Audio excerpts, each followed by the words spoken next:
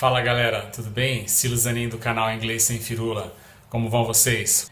A gente está num vídeo agora que a gente vai falar um pouquinho mais longo, o nosso papo vai ser um pouquinho mais longo porque a gente vai falar sobre um assunto super importante que são os verbos modais. O que são verbos modais? Quem são eles? Quantos são eles? Eles são super importantes no inglês, então aproveita, já deixa seu like aqui nesse vídeo, se inscreve no canal aí, clica no sininho para ser alertado sobre os novos vídeos que saem e vamos que vamos, vai ser bem interessante, vai ser massa, gente. E fica com a gente, porque mais para frente a gente vai ver as diferenças de alguns verbos modais, né? Can, may e might são 3 verbos que você vai saber quando colocar cada um deles. E também tem o should e o must. Você também vai aprender a correta colocação deles.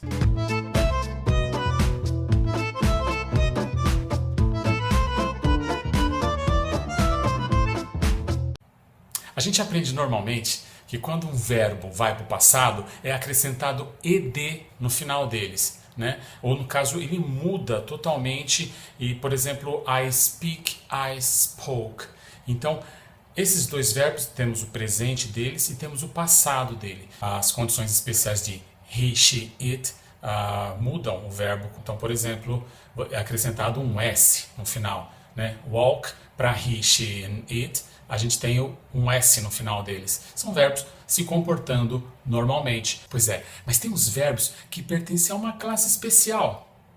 Um lugarzinho ali, ó, em que eles não seguem as regras dos outros verbos. A gente vai falar dos verbos modais, tá? Mas não esquenta não que são só 9, ok? Mas eles são muito importantes para que você aprenda a formular as primeiras frases complexas no inglês. Fica tranquilo que depois que você aprende também você nunca mais esquece. Quem são esses verbos modais? São verbos auxiliares, né? Que auxiliam outros verbos na construção de frases. E quais são esses verbos modais que a gente está falando?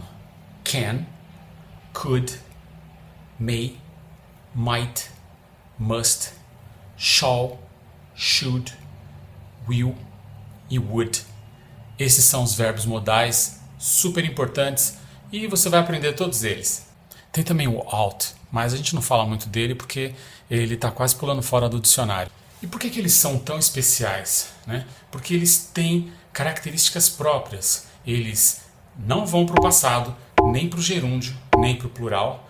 Eles não possuem o to, nem antes, nem depois deles. Eles são verbos auxiliares, não são verbos principais. Então, eles sempre servem de apoio para outros verbos trabalharem, né? E eles também não trabalham com have antes deles. Eles podem trabalhar com have depois, porque o have vai estar agindo como verbo principal. Nessa condição, eles admitem o have depois. Mas o have antes deles não existe. Exemplos de verbos modais. Nós temos o can. O can, você coloca aí a frase Can you do that for me? Can you do that for me? O can, nesse caso, ele é auxiliar do do nessa frase. O do é o verbo principal. Could. Could you take our picture, please? Could you take our picture, please? Nesse caso, o could, ele é auxiliar do take. O take vai ser então o verbo principal. May. May I see your documents, please? May I see your documents, please? O may, nesse caso, ele vai ser o auxiliar do see. O see vai ser o verbo principal. Might.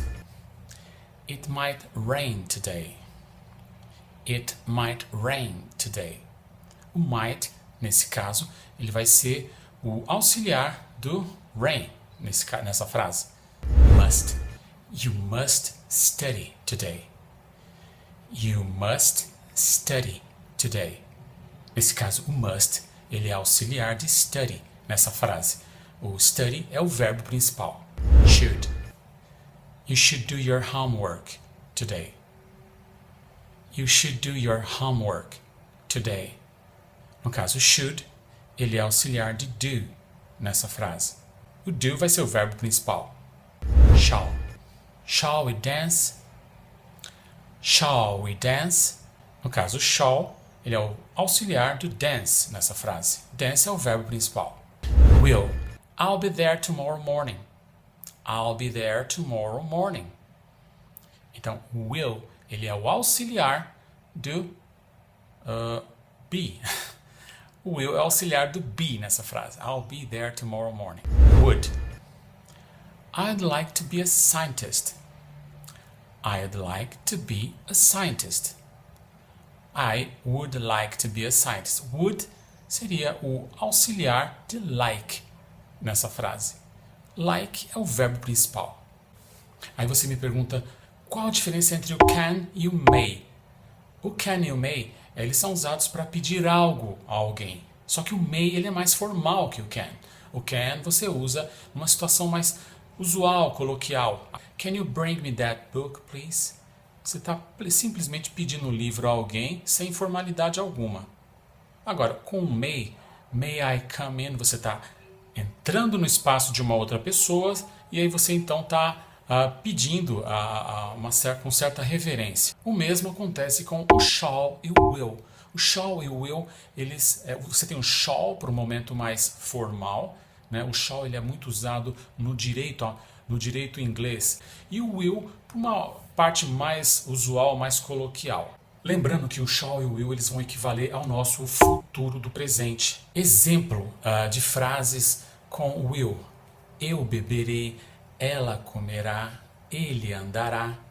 Frases no nosso futuro do presente, adquirindo então a versão em inglês que é I will drink, she will eat, he will walk. Então são frases a partir do uso do will. Aí nós temos o shall, que como eu disse, ele é bem menos usado. Ele é usado em situações formais, né? Shall we dance? Shall I see you tomorrow? Ele também é usado no direito, em contratos. Amendments shall be deemed accepted unless, aquela coisa toda que existe em contratos e em leis. A gente chegou num outro importante verbo modal que é o would. Né? Como é que a gente vai colocar uma frase em português no nosso futuro do pretérito? Eu beberia, ela comeria, ele andaria. Como é que é esse ia? Então a gente vai colocar o would. É aí que entra esse importante verbo modal would. I would drink, she would eat, he would walk. Temos então essas frases formuladas usando o would. A gente chegou em dois verbos modais importantes que é o should e o must. Aí eu vou abrir um parênteses aqui para falar da diferença do uso entre o must e o should. A diferença de uso do must com o should é que o should ele é usado para uma sugestão, quando você faz uma sugestão a alguém, e o must para uma obrigação. É isso. Exemplos. I think we should leave now. I think we should leave now. O should, então, seria, nesse caso, acho melhor que a gente saia agora. Seria melhor que saíssemos agora. Must.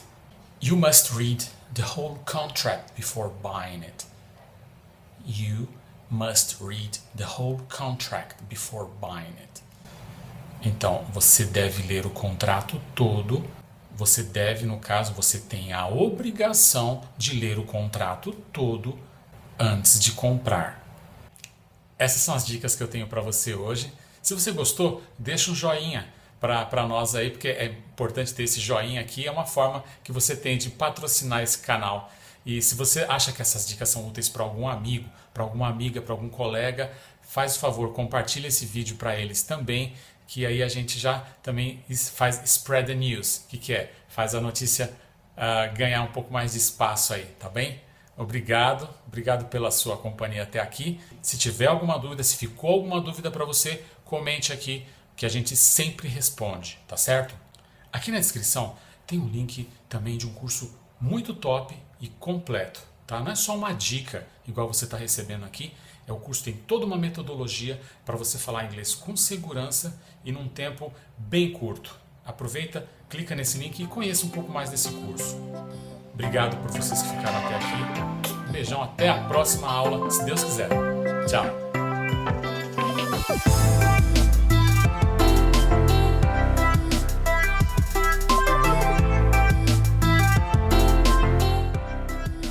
Must e should, ele é